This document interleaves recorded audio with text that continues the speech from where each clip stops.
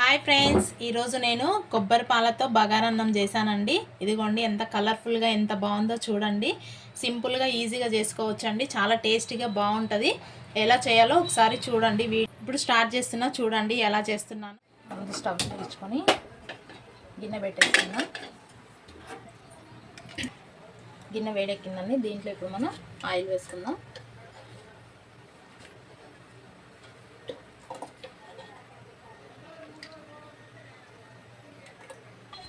3 spoons oil వేసుకున్నానండి. నేను oil వేడైందండి. ఇప్పుడు 1 స్పూన్ ఆవాలు, 1 స్పూన్ జీలకర్ర,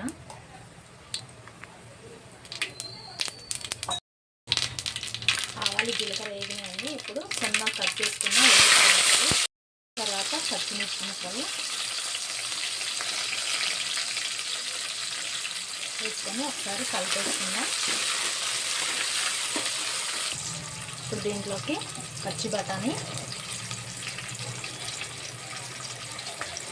వేసుకొని ఒకసారి కలిపేసుకుందాం.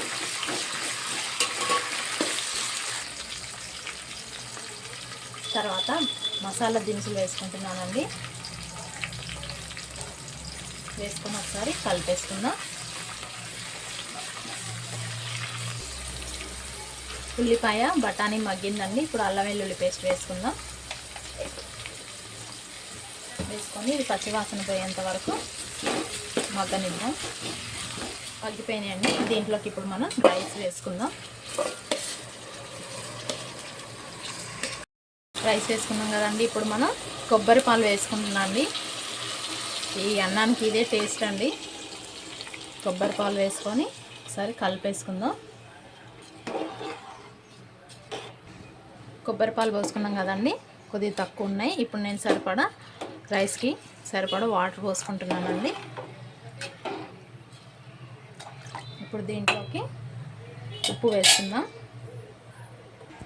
సరిపడా నేను కల్లుప్పు వేసుకుంటున్నానండి.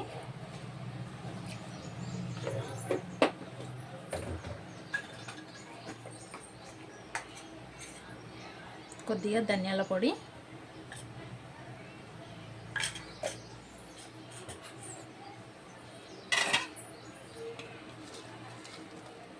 కొద్దిగా కొత్తిమీర, పుదీనా ఇవన్నీ వేసుకొని కలుపుకుందామండి.